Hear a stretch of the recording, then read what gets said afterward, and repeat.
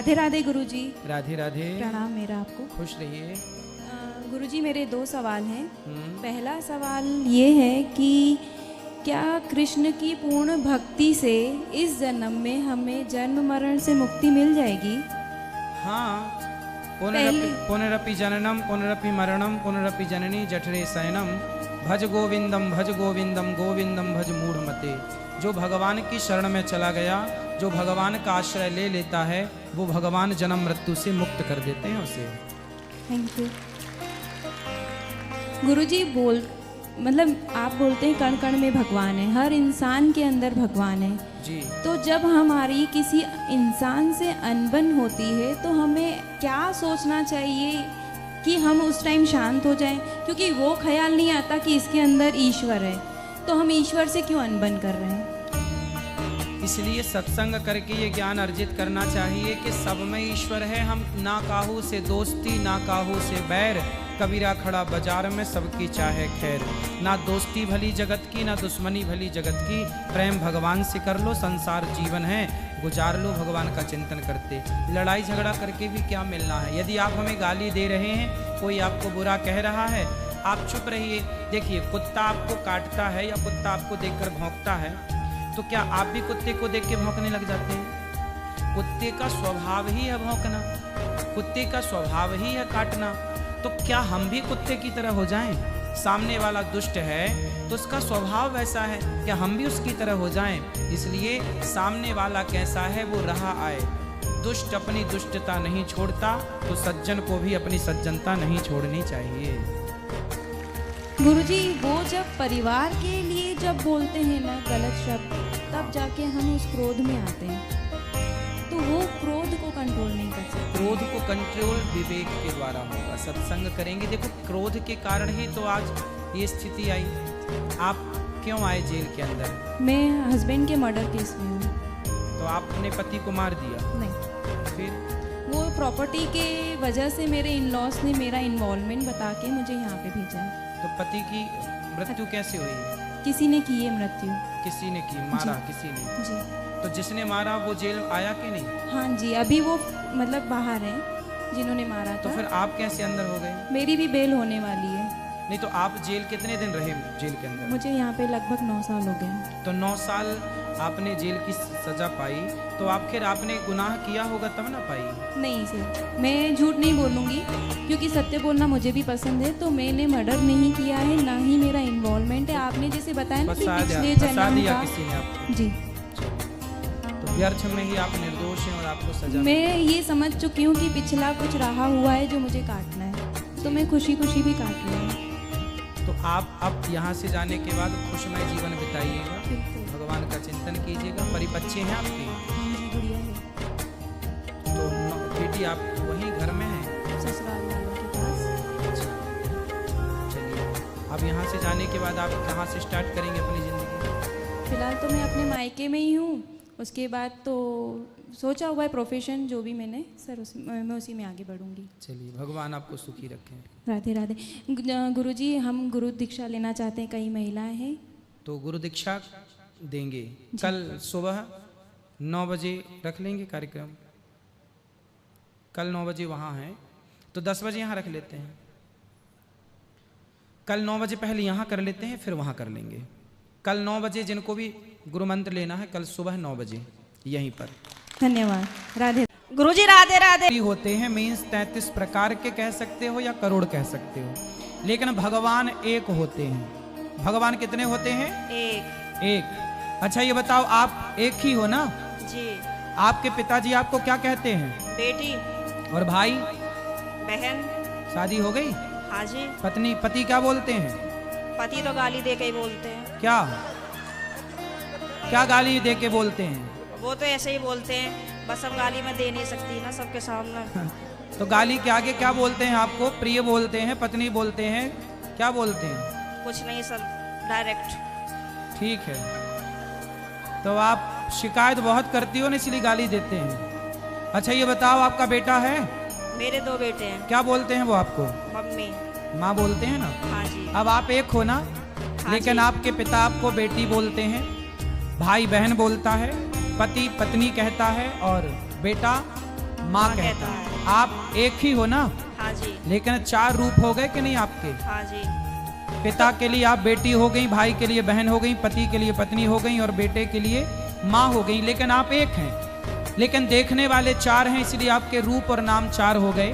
उसी तरह ईश्वर एक है, एको ब्रह्म द्वितीयो नास्ति, पर उस एक भगवान को देखने वाले भक्त अनेक हैं। तो कोई उन्हें राम कह के बुलाता है, कोई कृष्ण कह के बुलाता है, कोई शिव कहता है, कोई नारायण धन्यवाद कहता है। गुरुजी, धन्यवाद। तो ईश्वर एक है, चाहे राम कहो, कृष्ण कहो, नारायण कहो, एक ही तत्व है।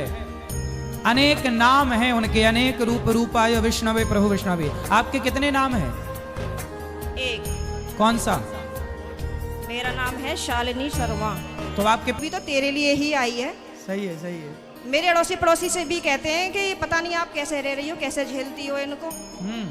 मैं कहती हूँ अब क्या करूँ, कहाँ जाऊँ, कहीं ठिकाना ही नहीं है। बस यही है कि चलो जैसा ऊपर वाला रखेगा वैसे रह ही रहे, पर मैं खुश रहती हूँ। ठीक है। भागवत में जाती हूँ, खाटू श्याम के प्रोग्राम तो मैं कहीं के भी नहीं छोड़ती।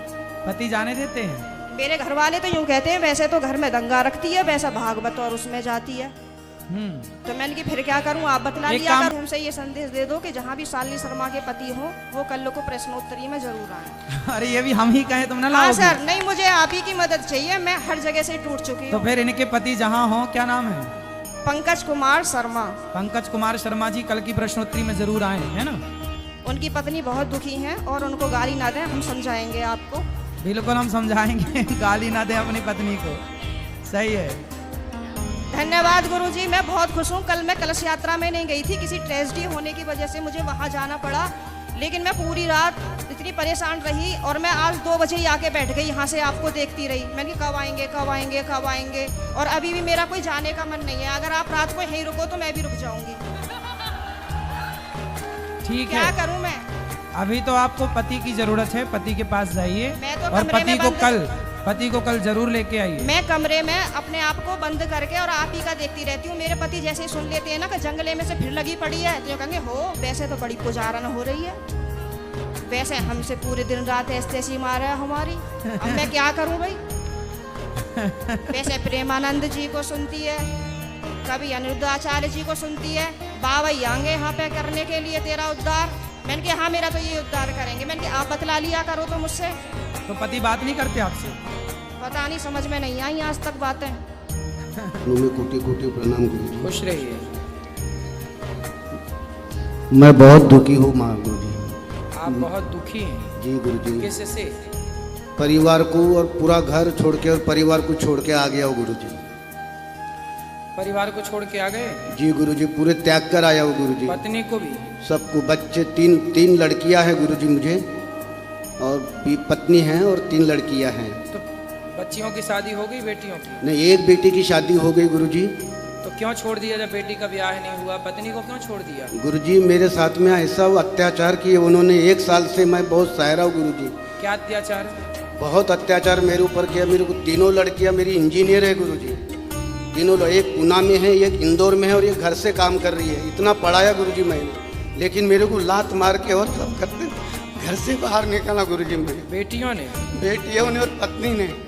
तो ऐसा क्या गुनाह किया आपने कि पत्नी? कुछ भी नहीं गुरुजी, मेरी 1 रुपए की मेरी गलती नहीं है। मेरे पत्नी ने केवल मेरे सामने, मेरे पत्नी ने गलत व्यवहार किया सामने वाले के साथ। क्या बोला? माइक थोड़ा दूर कर लो।